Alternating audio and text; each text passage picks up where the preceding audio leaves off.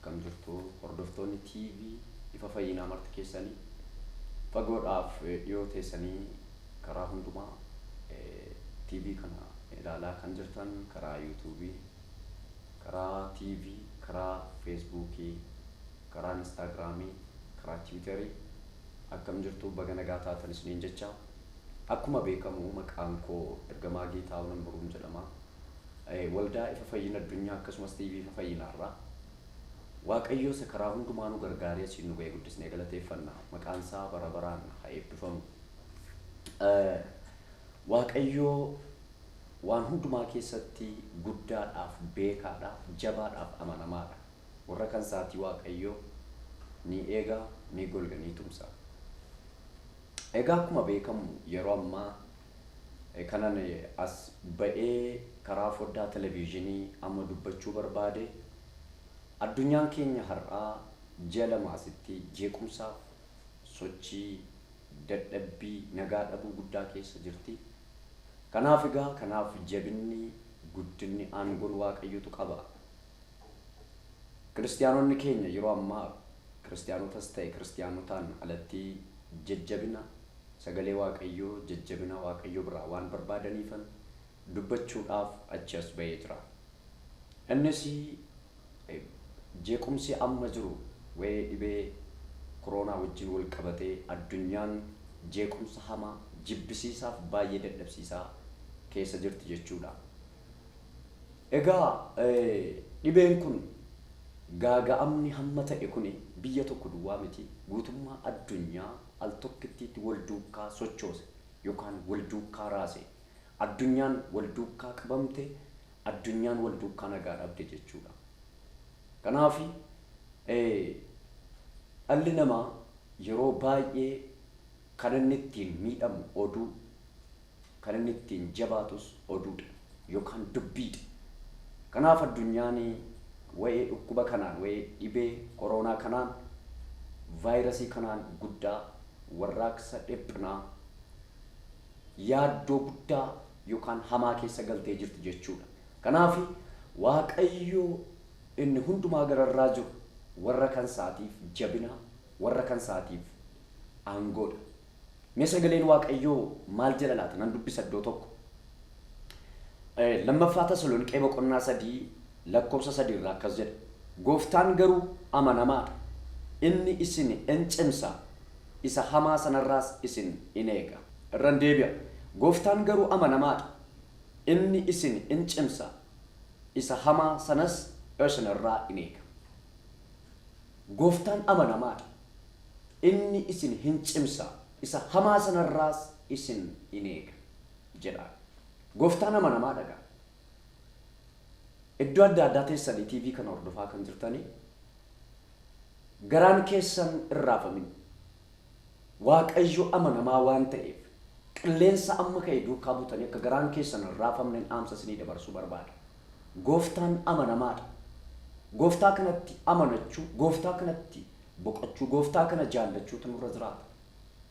Phaawulos argitaniittu yoo ta'e gaafa gara biyya Roomaa dhaquudhaaf ka'an nama 270 haga 75 wajjin utuu deemaa jiranii warri isaa wajjin deemanii galaana yookaan doonii isaan ittiin adeeman irratti dha'aan galaanaa guddaan ka'e bubbee guddaan gaafa bubbisu markabi isaanii caccabe yookaan doonii isaanii caccabe.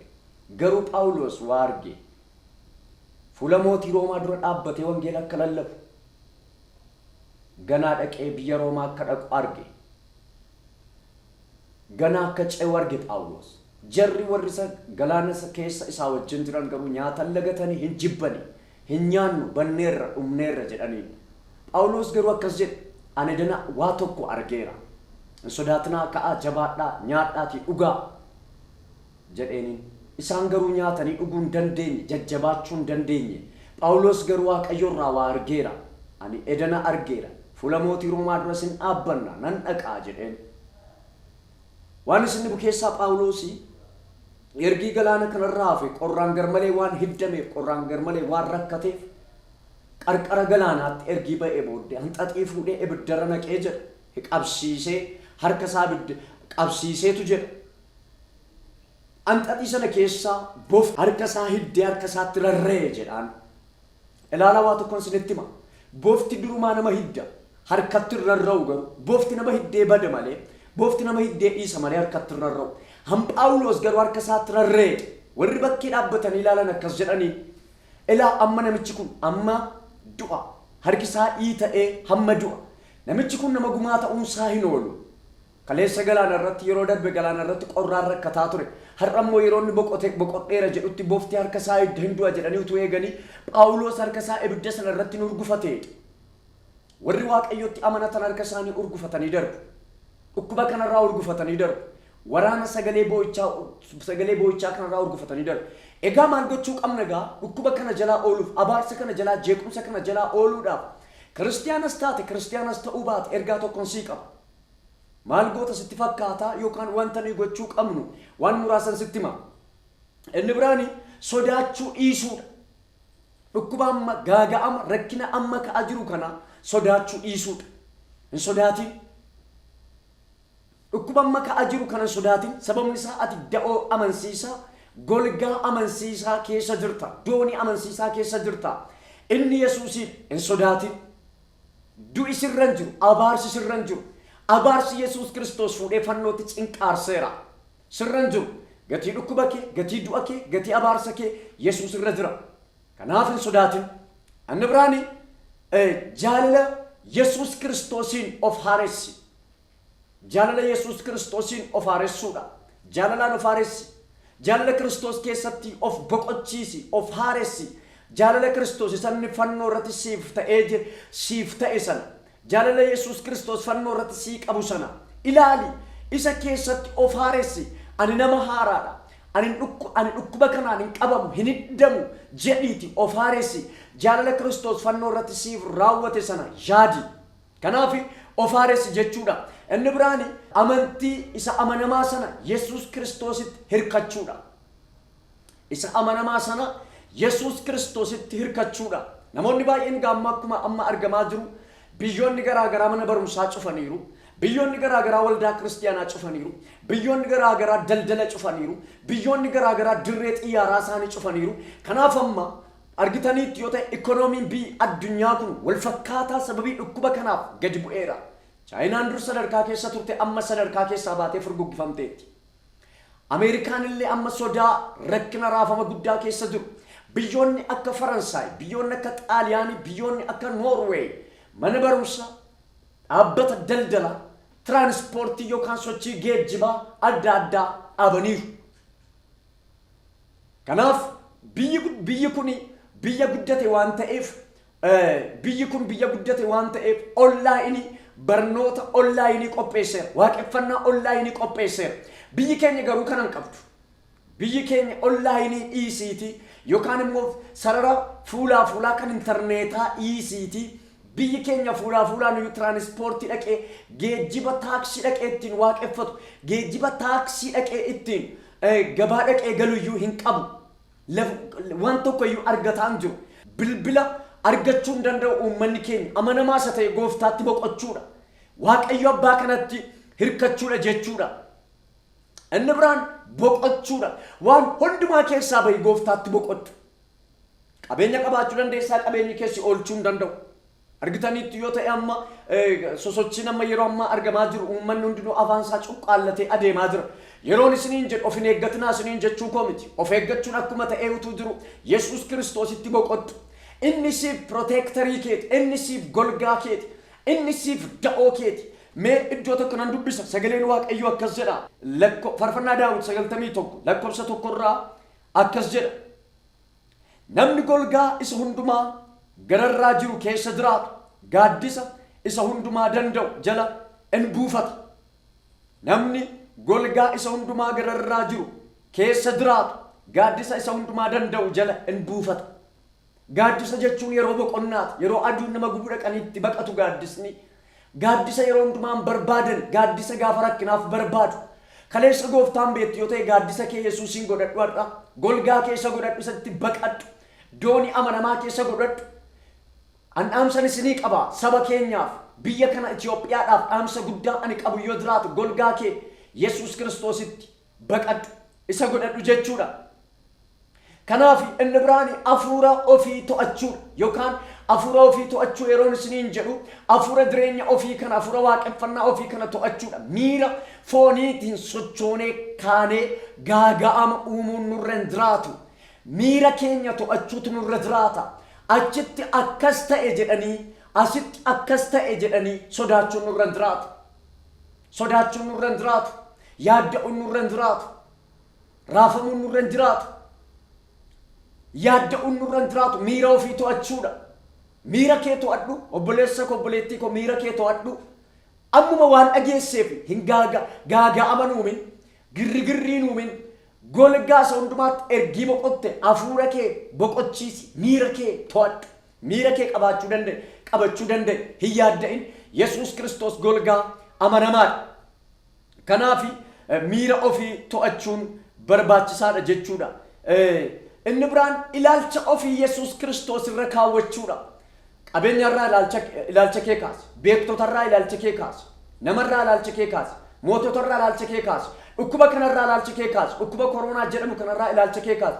Yesuus Kiristoos dhukkuba kana hundumaa caala. Dhukkuba kana Yesuus Kiristoos addunyaa kana irratti dhukkuboonni hedduun ka'aniiru. Gaaga'amni hedduun ka'eera. Waraanaan addunyaan kun yeroo dheeraa namoonni miliyoona hedduu lakkaa'aman dhumaniiru. Garuu Waaqayyo dabarsee namoota warra isatti amanatan hundumaa dabarsee yoonaan ga'eera. Ilaalcha kee Yesuus Kiristoos irra godhadhu. Inni biraani du'i sirratti aboo akka hin qabne beeki. Du'i sirratti aboo hin qabu. Ati mucaa du'u miti. Yesuus Kiristoos keessa ta'i. Yesuus Kiristoositti amanadhu. Golgaa kee isa godhadhu. Du'i sirratti aboo hin qabu. Kanan isinii dhaamu barbaada. Dhaamsan isinii dhaame kun hojii guddaa hojjeta jireenya kee irratti. Hojii guddaa hojjeta. Akka saayinsiittis of eeggachuun kan sirra jiraatu of eeggachuu dandeessa. Garuu saayinsii kan caalu amantii keenya. Dhiiga Yesuusin mana kee golgi. Dhiiga Yesuusin mana kee haguuggadhu. Dhiiga Yesuus madaa'uu isaatiin fayyifamtan jedhamee barreeffamee jira. Madaa'uu Yesuusin fayyifamneerra. Yesuus Kiristoos dhukkuba gadda yaaddoo abaarsa keenya fuudhee maal ta'e fannootti ol ba'eera. Sodaatini Waaqayyo si eebbisaa jabaadhu waan haaraatu ta'a jireenya kee irratti. Gooftaan sinaa eebbisu eebbifamaa. Yesuus dhukkuba koronaa irra caala. Kadhadhaa Waaqayyo namni hundi du'a kadhatu Waaqayyoon jilbeenfatee. Biyyi kun alaa nama gilaavii harkaa tokko bitachuuyyuu nama hin dandeenyedha. Nama hin dandeenyedha. Nama hin dandeenyedha sabni kun. Waaqayyo waan haaraa gochuutu irra jiraata. Ameen jedhaa. Waan haaraa gochuutu irra jiraata. Biyyi kun abaarsi argachuun irra hin jiraatu. Biyyi kun dhukkuba kanaan yoo rukutame jalaa ba'uu hin danda'u sabni keenya. Wantoonni adda addaa biyya kana keessatti rakkina guddaa jala jira. Kanaaf hin kadhanna nu oolchi nu baasi jedhaani. Nu oolchi nu baasi jedhaani. Ajajeerra humna dhiiga Yesuusin ajajeera. Abbaa Abbaa biyyi kun utuu ati jirtu gaaga'ama kana keessa kan hin galle si kadhanna. Utuu ati jirtu rakkina kana jala kan hin galle si kadhanna. Dhukkuba kanaan akka hin gaaga'amne si kadhanna. Ati waan haaraa gochuu akka ati dandeessu beenna. Hidhaa hiikuu akka ati dandeessu beenna. Wanjoo akka ati cabsitu beenna. Seenaa akka ati geddertu beenna. Afurri kee biyya kana irraa dhufu. Oh, dhiigni kee biyya kana haa golbobu.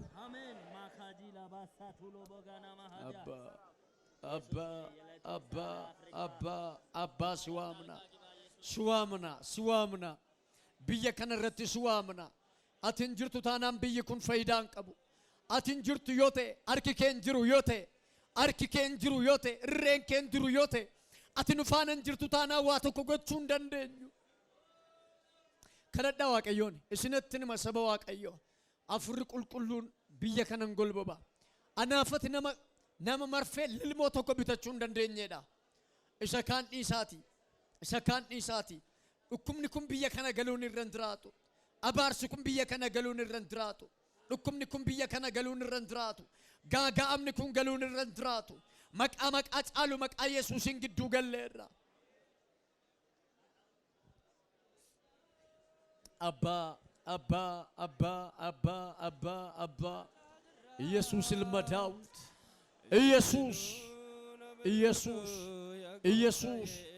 ኢየሱስ ዱኩምኒ ኩኑን አርገትኒ abbaa sin kadhadha waan haaraa gocha akkati gootu beeka dhukkubni kun biyya kana hin argatin gaaga'amni kun biyya kana hin argatin humna dhiiga Yesuusin biyya kana hin argatin xinnaa keenya irratti hin hojjetin addunyaa kanarraa dhaabneerra dhukkuba kana maqaa Yesuusin dhaabeera biyya kanarraa haa dhaabbatu biyyoota addunyaarraa haa dhaabbatu biyyoota chaayinaarraa haa dhaabbatu biyyoota arabaarraa haa dhaabbatu ameerikaarraa haa dhaabbatu biyya awurooppaarraa haa dhaabbatu ajajeera biyya afrikaa irratti hin hojjetine saba kana irratti hin hojjetine gaaga'amni nurra hin ga'ine ani ajajeera waaqayyo biyya kana irratti hin hojjetu naan jedhe kaane dhaabbanna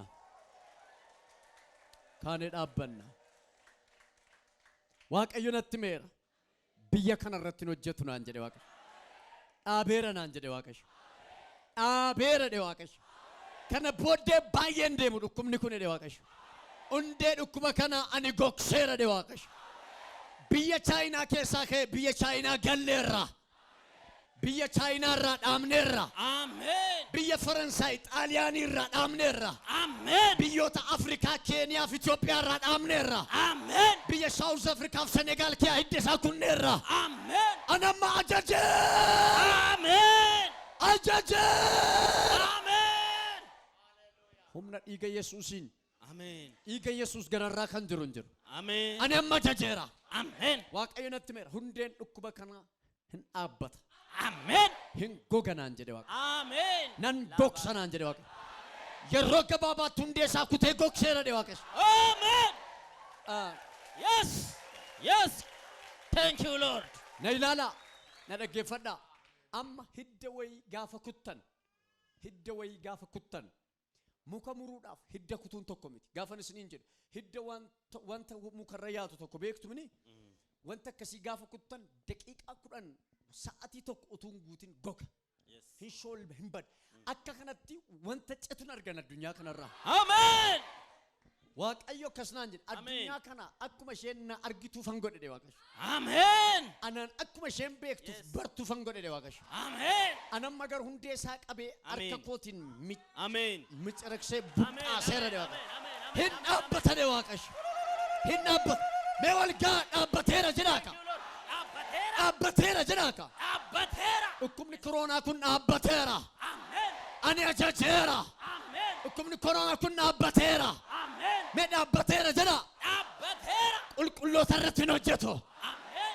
Amma har'a ganama yaa Norway waldaa kan dhan ajaja baaste ta'anii intarneetiidhaan akka waaqeffatan ajaja baaste Norway har'a ganama ibsa baafte karaa antrii keenyaa nu hordofuu dandeessu malee waldaa dhufuu hin dandeessanitti Faransaay guutummaan guututti dheengadda mana barumsaa akka hin dhaqamne hin cufte Xaaliyaaniin akkasii Ameerikaan xiyyaarri kamiyyuu biyya ishee akka hin buufanne dhorkite.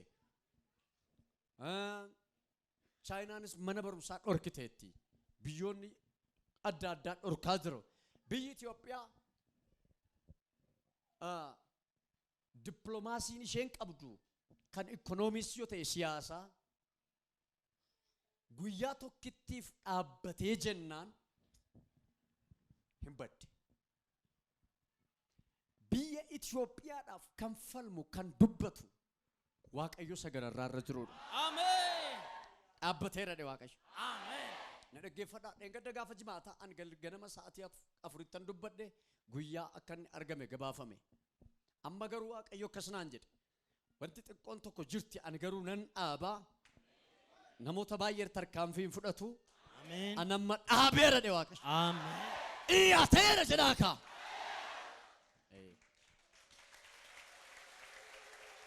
Isinitti meera. Kaleessa Finfinnee guutummaa isaa yoo fudhattan hundumtuu kana cuqqaallatee deema. Hundumtuu harka kanatti waa naqatee isiniin dubbisan hay isiniin jedhuun. Nu immoo waan ittiin gilaavii harkaa tokko iyyuu bitannu hin qabnu. Waan ittiin marfee tokko bitannu hin qabnu. Isinii galee kanaaf nun protectoriin keenya golgaan keenya dhiiga Kiristoos Yesuus nama Naazreetiiti. Amen. Isinittan hima. Nu waldaa sin dhiifnu Waaqayyoonis waaqeffanna. Sabi keenya godaa gubbannaan firiidemiidhaan waaqeffata. cabseera waaqayyo. Iyyaa cabeera jedhaaka. Diigameera jedhaaka. Humna dhiiga Yesuusiin diigeera.